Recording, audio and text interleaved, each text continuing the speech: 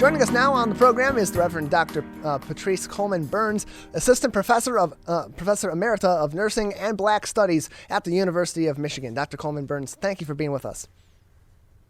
Thank you for having me, and good morning to you, Tyler. Yeah, good morning to you as well. So recently, at the last regular March meeting of the Oakland County Board of Commissioners, you were recognized as one of the notable women for your in the county for your lifelong advocacy for freedom from all forms of oppression.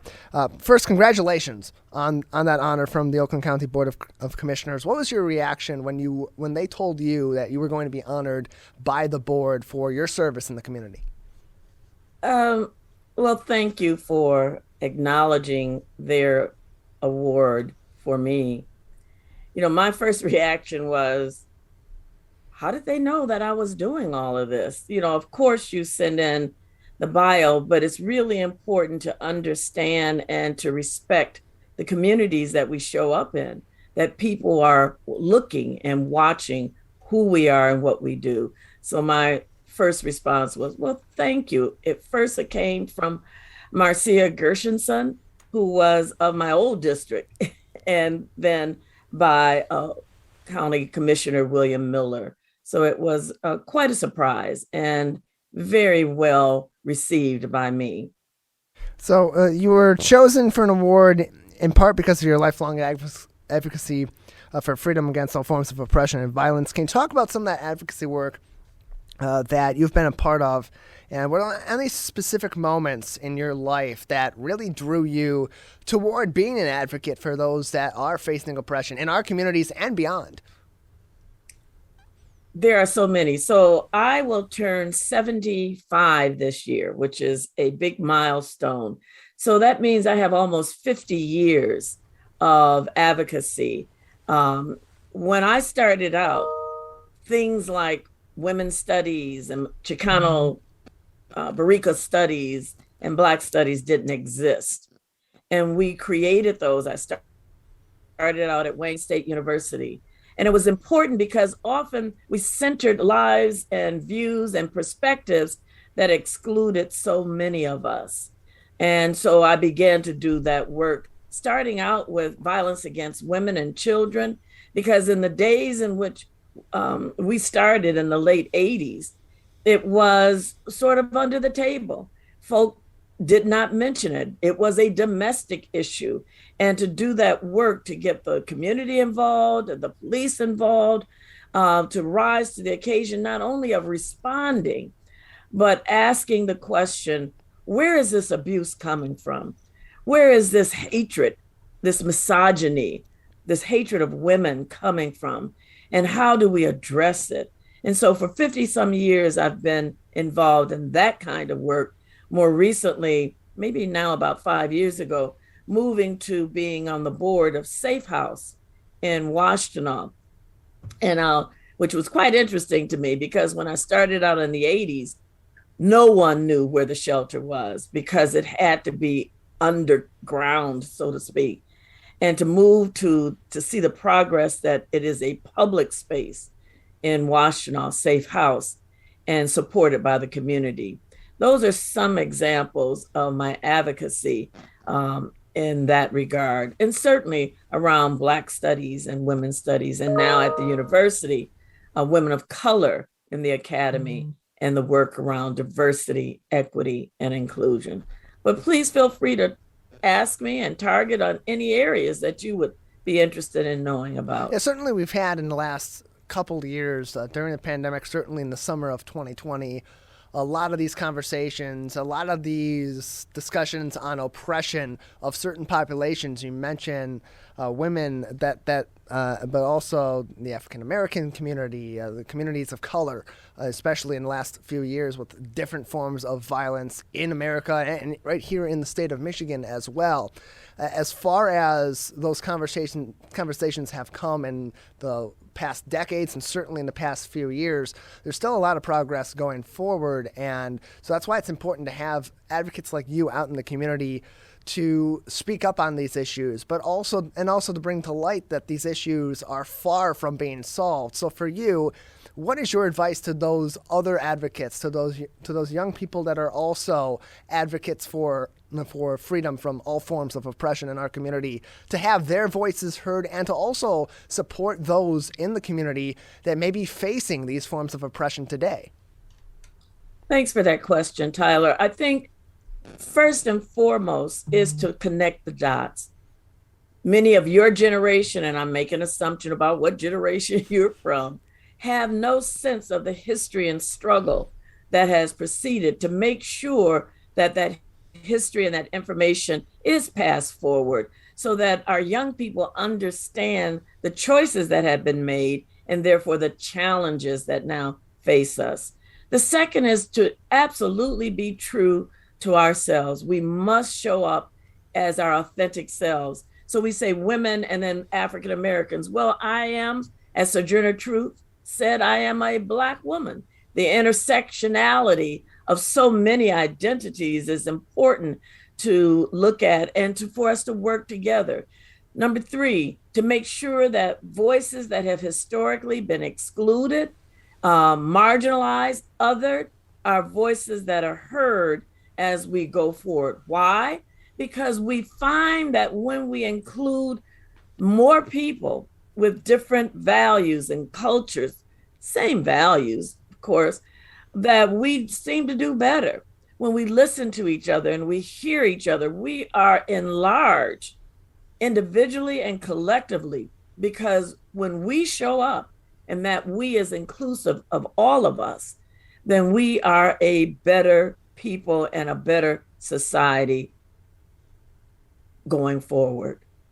We're joined by the Reverend Dr. Patricia Coleman-Burns from the University of Michigan, Assistant Professor Emerita of Nursing and Black Studies, and recent awardee from the Oakland County Board of Commissioners, recognized as one of many notable women for her lifelong advocacy for freedom against all kinds of oppression. And so, Dr. Coleman-Burns, as much as we've seen progress in the past few decades, as much as you've seen these conversations and these topics and the oppression of certain populations in American society and in global society reduce in some cases and change in other cases, and sometimes in both ways over your years of life experience, and seeing what we're also experiencing in these current times, particularly on the cases of race and on gender equality as well.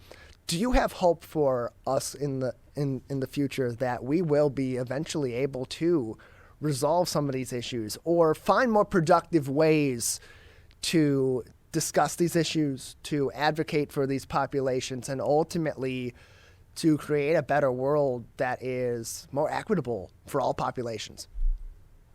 Thank you. I have two responses to that. I'm a living proof that we have done better. I buried the last of my father's and my mother's generation, my Aunt Cora. She was 96, and we buried her last week. But my father brought the whole family up from the South, the rural South, in the 40s, escaping lynchings, escaping oppression, coming to Detroit to build a better life. So number one, I'm a testimony that we have made progress. I live in a city now, historically, that was excluded Blacks and Jews. I'm living in a house that historically, because of redlining and racism, I can now live in. That's progress.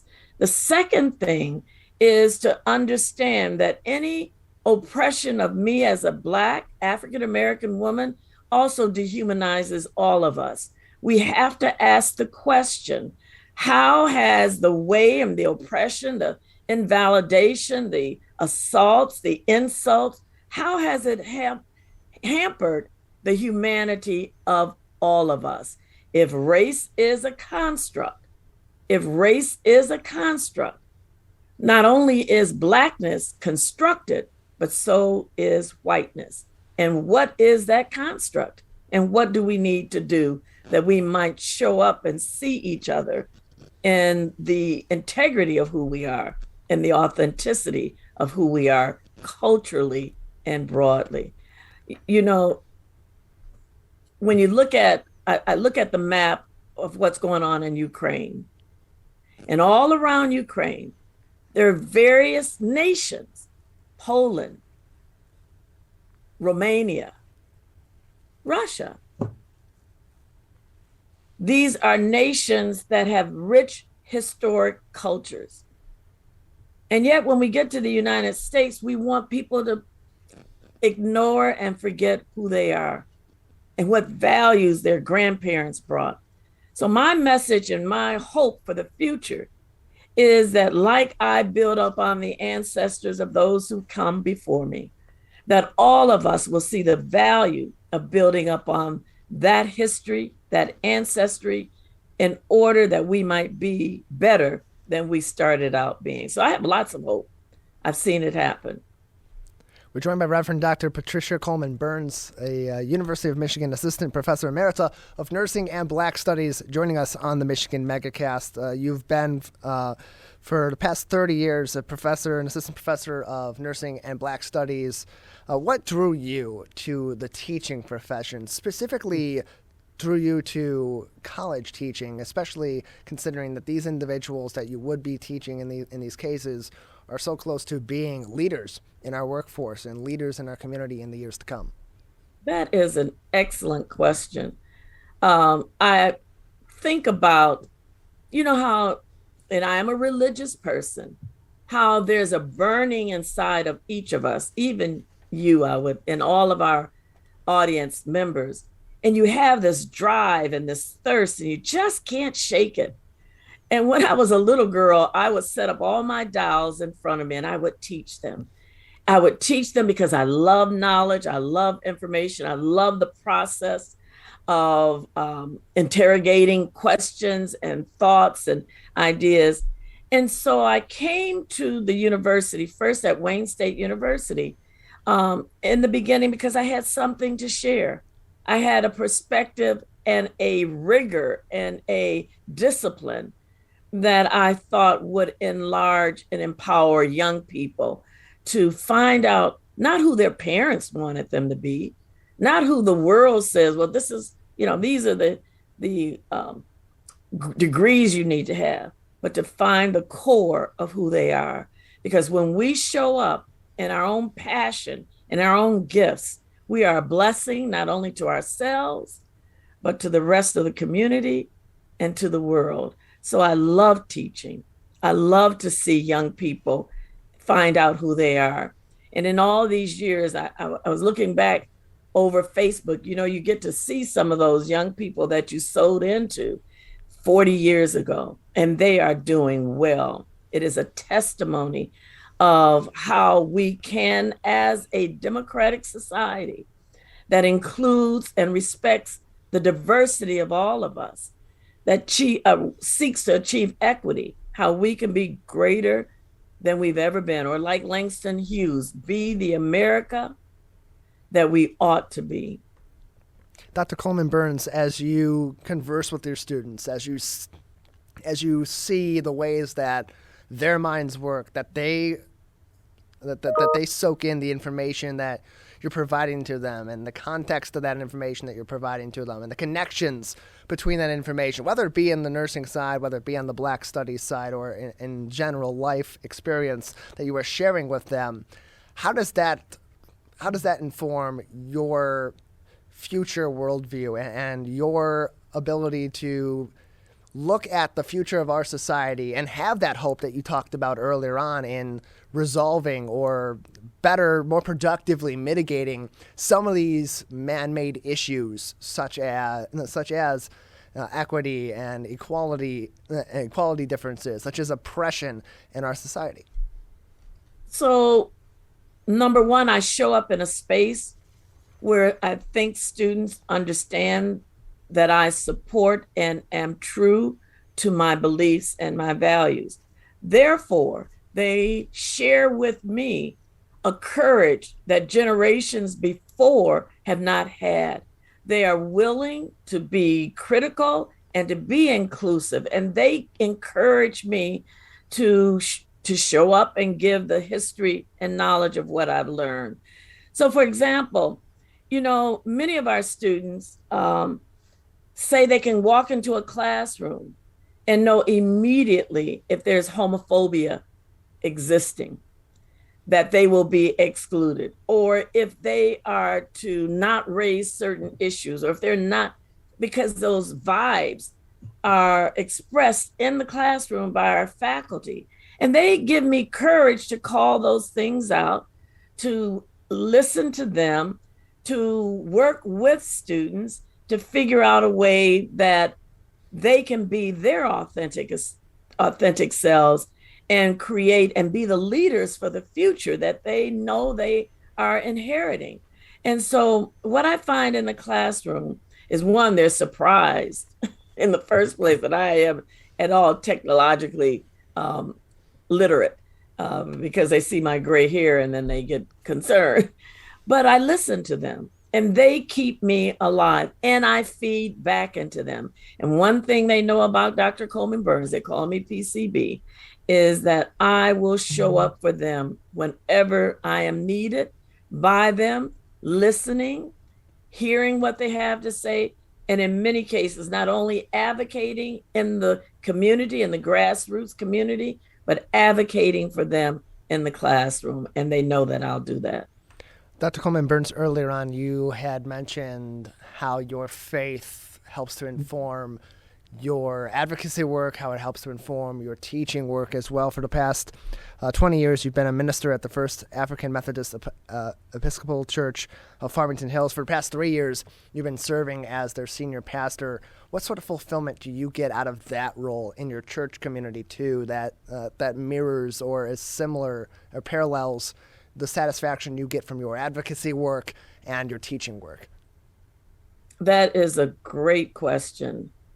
Because of my faith, I know it's not about me. I know I'm not the center of the universe. Because of my faith, I get up each morning with the belief and the idea that the manifestation of the God that I serve is possible in all people. Let me say it another way. I'm just a human being, very frail. And because of my faith, I can have forgiveness. I can deal with any of my hurt or harm that I've experienced in my 74 years of living, and that I can see the love and possibility in all people, whether they see it in themselves or not. And so it's been quite fulfilling to be in a community that respects the work of truth and reconciliation and honesty. And so I do indeed believe that it is this connection between who we are beyond our lives here in this space and the legacy that we can leave behind, and the way in which we show and demonstrate love and build a beloved community. Dr. Coleman-Burns, before we let you go, anything else that you'd like to say today that we haven't talked about, or any lasting words of advice for those out in the community at this time? I think we're in a very dangerous period where if we don't look and seek for knowledge and truth and listening, that we need to listen to people who are very different from us and hear, and not come up with some predetermined platform, that we can then become a beloved community. And that is what my wish and my vision is as we move forward. So thank you so much, Tyler, for your hosting and for your questions, very thoughtful, and for leading us in this discussion. You have a great day. You as well. Thank you so much.